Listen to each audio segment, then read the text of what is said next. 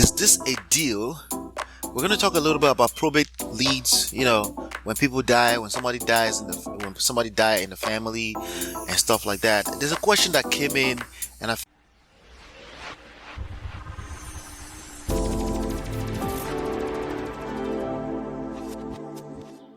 Hey, this is Ola coming to you live from my Empire Pro Studios. On this episode, we're talking about, is this a deal?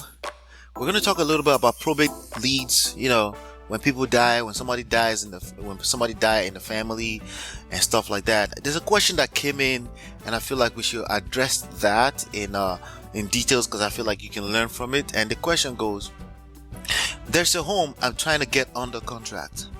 The homeowner passed away 12 years ago.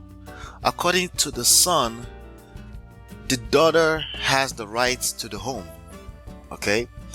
However, upon doing research, the probate status was never completed, or she never claimed anything he may have left. That means he, as in the person that passed. The home is still in the deceased owner's name.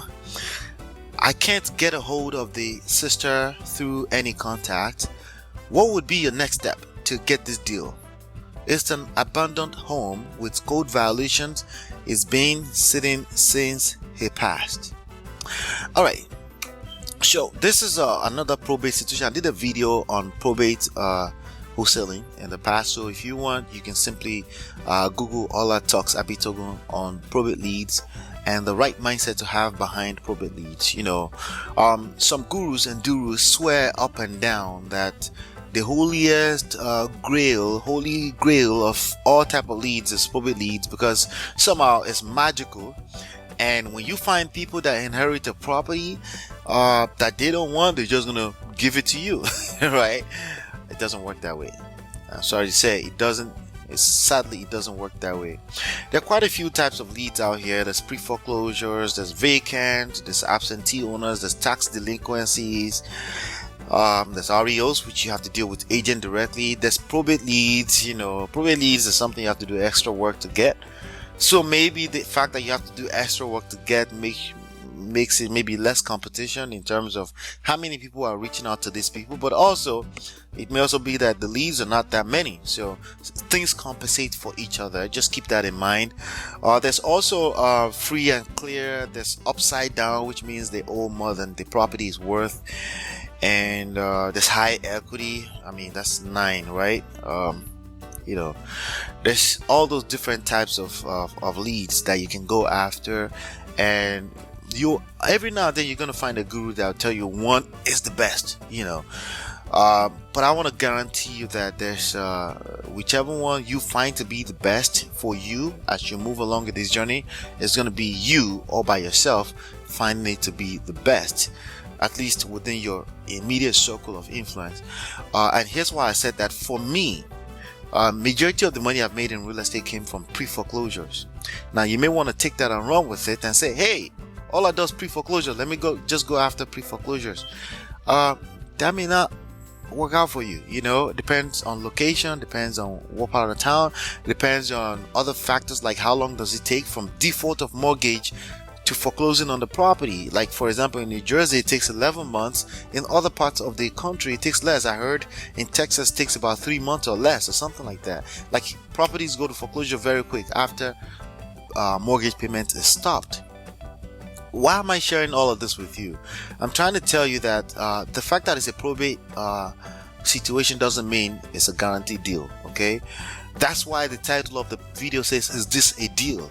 It's not a deal until you actually close. It's not really a deal until you close. But please take into consideration that in our languages and how we talk, we may say, hey, I'm working on a deal, I'm just saying, you really can't consider something a deal until it's closed. But at the very moment that you have a list of people to call, all that is data. Okay, when you pull you can pull a data of pre-foreclosures, you can pull a data of vacant properties, which is available online for very cheaply, so you don't have to drive for dollars. Okay, you don't have to drive for dollars ever. okay? Because all the property addresses you collect from driving for dollars, you can collect it for pennies on the internet. It's the digital age, so it's really pointless to be driving for dollars. And I say that, and I feel very strongly when I say that, okay? Some people swear up and down that that's how they close their deal. I am not disputing that. It's very possible. I believe that all types of marketing strategies, prospecting strategies work, okay? But the question for you that I'm talking to you right now is that how long can you go if deals doesn't close very quickly, right? Can you drive for dollars for the next 1 year if you don't close a deal? Chances are no, okay? Can you collect data and just learn how to market consistently for the next 1 year and collect more data on responses and things like that? Even if a deal doesn't close, there's a better chance. And there's a better chance that you actually close the deal in the next 3 months, okay? Rather than drive for dollars. Most people that drive for dollars are not going to end up on a testimonial. They're going to be frustrated out of the business, just like majority of them, okay? So you can expect that maybe 1 out of every 1,000 will ever get close, ever, if they get any close to closing the deal. So because of that, I always compel people like, listen, learn how to market. Listen, that's what you're going to hear from me over and over again. And the only differences in each video here is that I'll tell you multiple differences why. So let's dive in through this question a little bit. There's a home I'm trying to get under contract. It's a home. It's a property. Well, you could walk down the street in your neighborhood, right? And all those houses you should try to get under contract. That doesn't mean they are leads. They are first of all data before they become a lead. It becomes a lead the moment you have a contact information, okay? Or no, sorry, it becomes a lead once you actually establish a contact with the owner of the property or the person in control of the property, okay? So a contact information could be address of the property. That's available everywhere. That's still just data. But maybe a contact information is a phone number. But when somebody reaches out to you, you establish some kind of contact. Either you reach out or they reach out to you. Inbound, outbound, or any type of contact like that. It becomes a lead once you start a conversation. Even if the conversation ends up nowhere, it's still a lead. So basically not all leads become a deal. So you have data, leads, deals when you close the deal, right? So is it a deal because you have the address of a property? No. Now you've spoken to the brother, right? He says the homeowner passed away 12 years ago. According to the son, so spoke to the son who is not in control of the property. The daughter has the rights to the home. So if you haven't established a contact with the daughter, we can argue that it's not yet a lead, but it's still kind of a lead because you at least have contact with the son. The problem here is that not all leads turn to deals, so it's not a deal because you haven't been able to establish any contact with the daughter. So he or she goes, however, upon doing research, the probate status was never completed, or she never claimed anything she may have left in the property, or he may have left in the property. The home is still in the deceased homeowner's name. Okay, I can't get a hold of the sister through any contact. So your leads is basically a dead lead. Okay, contact or simply they didn't respond to your call because they're not interested in selling. They're not interested with anything that has to do with the property, so it becomes a dead lead. And most of the leads you're going to have in this business are going to become dead leads, so there's nothing special about that. The only thing is that you've collected data, and the each data you collect, you get closer to a deal.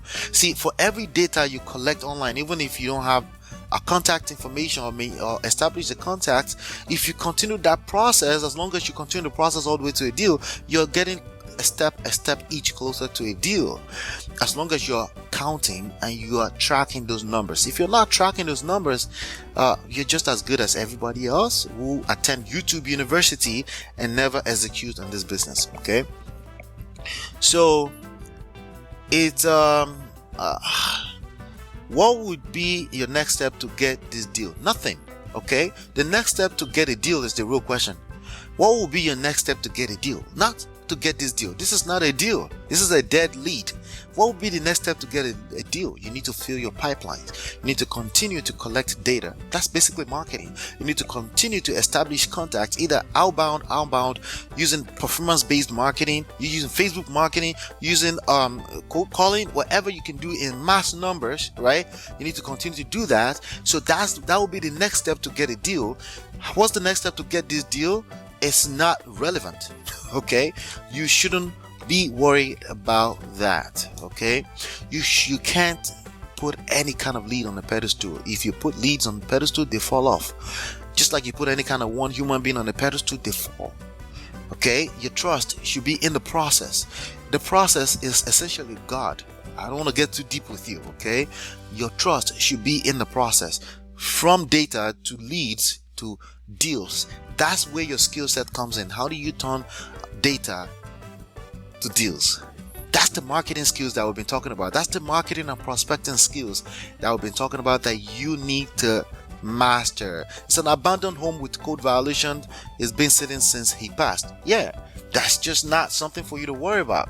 Let's go after the next, and maybe leave a contact information with the brother. If he ever gets in contact with the sister, they can reach out back to you. That's the best you can do. Maybe you can set up an automated follow-up system in place that will remind you of following up every 3 months. That's the best you can do, but you need to leave that alone and go after 100 more leads. You need to be spending 1 minute with 100 leads rather than spending the next 100 minutes with one lead.